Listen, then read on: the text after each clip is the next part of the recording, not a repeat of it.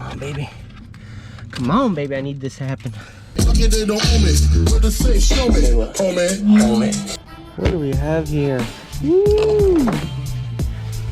We got a 10-inch kicker speaker. We are back. This is part 2 of the Silverado audio upgrade, and we already did the speakers. Hopefully you guys watched that video. If not, go back and watch that video where I upgraded all 4 door speakers.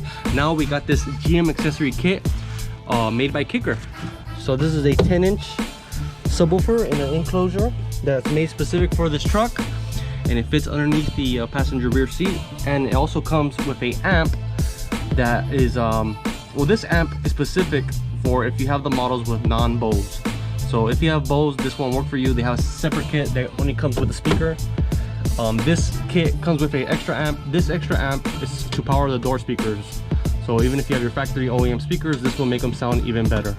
I have Kicker speakers that I put in there. If you saw that in the last video, this is gonna pump them up even better. This is part number 19303117. So if you want to get this for your 14 through 18 truck, it's a pretty plug and play kit. It costs roughly around 800-900 bucks. I got it through my work through a GM discount, and it's pretty awesome because it's all plug and play. All these connectors, all you're going to be doing is going to the radio, disconnecting the radio connector, plugging it in, and then this will be like in between, so you get your audio signals. Same thing for the speakers on this side. So it's a fairly easy kit to install, and I'm gonna show you guys how to do it. You don't need a lot of tools. You need a 7mm. You need a panel popper to remove your faceplate trim, and a pocket screwdriver is your best friend. So I'm gonna get started. Also, you're gonna need some sort of wire. In this case, I'm using a weed whacker line, and I'm gonna show you what that's for. It's for feeding the wires through the firewall. I'm gonna show you how to do that. Cool, let's get started.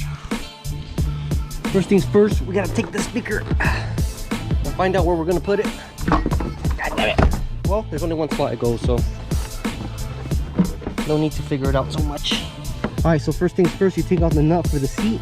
You take the nut off for the buckles, and you go ahead and lay the subwoofer on top of it like that. All right, so if you have the floor liners, it looks like there might be some clearance issues, but it might not be any issue at all. So we're gonna run it like this, and if it makes noise or rubs, then I'll address it. All right, so I missed this step. So before you bolt it down, it's best to use this pocket here, and we'll run the wiring through the carpet down to this side over here.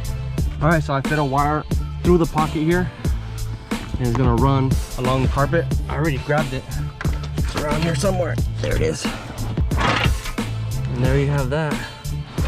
It is gonna end up out here for now. And meanwhile, we could finish up routing all that and make sure it's nice and clean so it doesn't get pinched. And then we'll route this wire along the frame of the body here. All right, so we got the subwoofer installed. The wiring is sitting here. It's gonna be out of the way. Nothing's gonna pinch it. The wiring here is routed through the carpet, going down this way, and then it's coming out right here. So now we're done with the subwoofer section. We can leave that alone. That's done. We can focus on the wiring. And the wiring, it ain't too much wiring. It's all plug and play. It's super easy. It's mostly routing the wires, finding the ground, finding the positive, and it's gonna be really nice. It's gonna be really nice, really legit. That's why I like this kit, because it's super quick and easy. So when it comes to this wiring, you're gonna wanna pass the loom through the inside here. Whoops. Avoid the belt. Kind of stick it in right here. Then we're just gonna shove it underneath the carpet, and then shove it through this panel here on the seam. It's gonna look nice and clean. You're gonna be able to tell.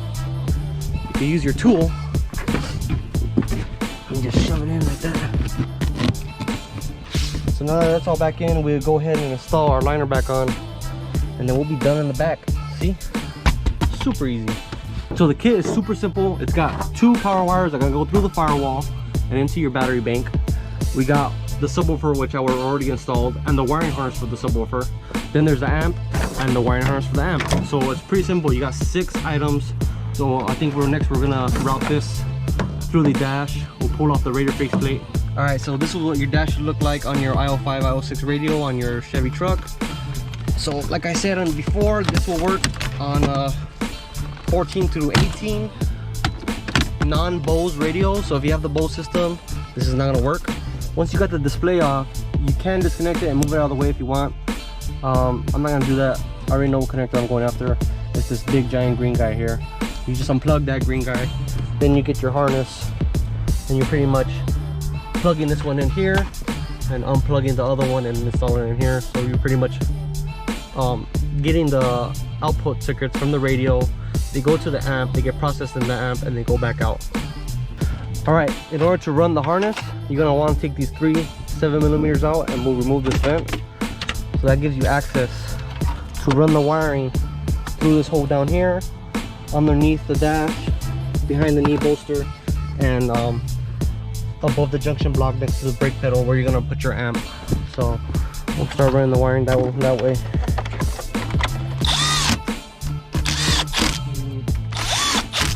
All right, so we can put our radio back on, just like that. Just push it on, it clips on, and then you got your 4 7s. So next we'll take this floor mat out, and we'll move this out of the way so we can run our wires down underneath the sill plate towards this area here. We're gonna have to put this back, and then we're gonna run the power wires.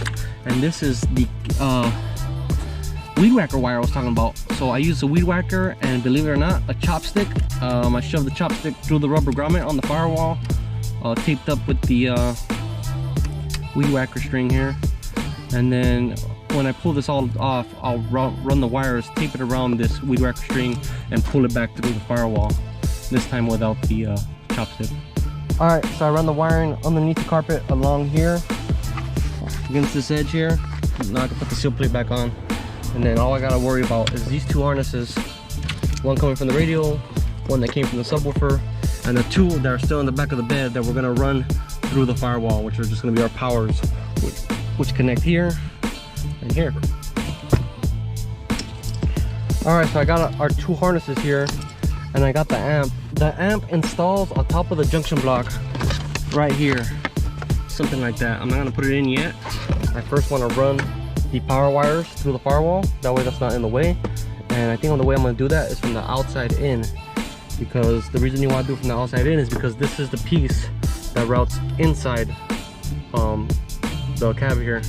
The other end are these big ring terminals, which is going to have a hard time pushing through, so it's better to use the small side. And that's why they don't put the connectors on. They kind of let you put the connectors on after. So I'm going to take that connector off here.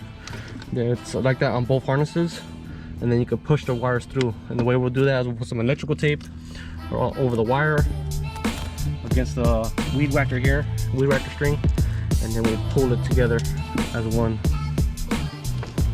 So these are our 2 harnesses. We're gonna extend them, and then we're gonna route them this way, and we'll wrap them around the weed whacker, and I'll do that right now, and then we'll pull them through that big rubber grommet that you see. So now that we got both harnesses routed with the weed whacker wire, we'll lay that over the top here. Just let it sit right there for now. And then we'll go ahead from the other side and, fingers crossed, hopefully pull it through. Make my life a lot easier. Come on, baby. Come on, baby. I need this to happen. I want to struggle, baby. Come on, baby. Oh man, I don't know if it's gonna work. I don't know if it's gonna work. Oh man, I don't know. Oh, that's what I'm talking about. So just like that. So if you never installed any accessories through the firewall, through your grommet, I already had a hole there from some other stuff I have, I think from the light bar maybe. Not 100%, don't remember. Anyways, I use that same hole. If you don't, you're gonna have to make a hole. Usually I use some snips and I make a cross. So I cut it one way, and then the same spot cut it the other way. Makes kind of like a cross, and you feed the wiring through there. You don't want to just cut a big piece that's missing. You don't want to cut rubber out. You just want to make some slits so the wiring goes through.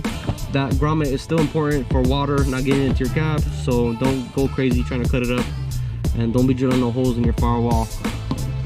Do things the right way. Come on, man. So I got these in. I'm not gonna route the underhood section just yet. I'm gonna wait and do all this first. So I think first things first is mounting that amp, and then routing this wiring, zip tying it all nice and pretty, and then make the connections, and that's pretty much it under here. So I'm gonna do that now. It's kind of hard for me to record this part, so through the magic of editing, just pretend you saw this already. So this amp is gonna sit on top of here.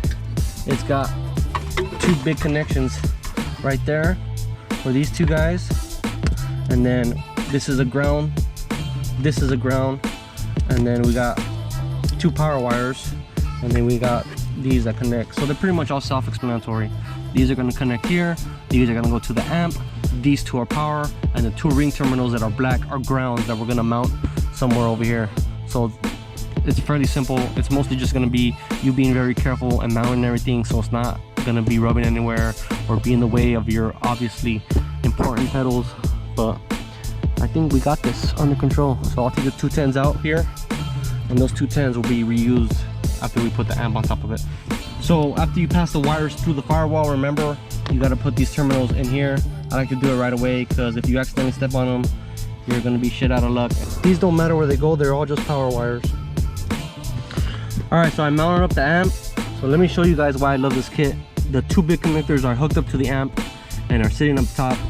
The rest of the wiring is two powers. We hooked up those two powers. This will be your audio signal circuits for the subwoofer coming off the harness that was hooked up there on the radio. And those are also plug and play. And then these two grounds, we're gonna take this back off because I totally forgot. This is why you're supposed to look at the instructions. But anyways, you take this 13mm off here and you're able to run those two grounds there. So this is all pretty much going to be done. All I'm going to do is tidy up all this, remove the slack, pull these back towards the firewall, that way there's no more slack here, hook up the grounds, and then just kind of hide these wires, zip tie them, make sure they're out of the way. Alright, so it's getting late, but I finished all the wiring down here underneath the dash. Everything's done. The only thing left to do is run the two power wires, and I'll show you that in just a second. Alright, so there's nothing really left except for to install these two power wires. So it's pretty simple. Just route them correctly, and they're gonna follow along here and to the junction block at the battery. So once you route the wires and you zip tie them all up, you hook up the terminals here to this guy right here. So the reason we're using this one is actually unused and it's built for accessories. So I have already accessories running through this. This is for my fan. This is for something else. I got a crap load of stuff in this truck. So we're just gonna run to the same one, take that 13 off, put those two terminals on, and that's it. We'll be done.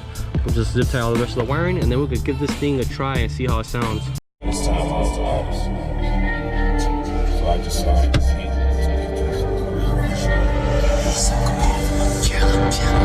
They don't own me, but they say show me, homie. Biggie, can't you see? Sometimes your words just hypnotize me, and I just love your flashy ways. I guess that's why they're broken, you're so. Ooh, isn't this the most beast fucking truck you've ever seen? Dude, one of these is a rock lights, fool.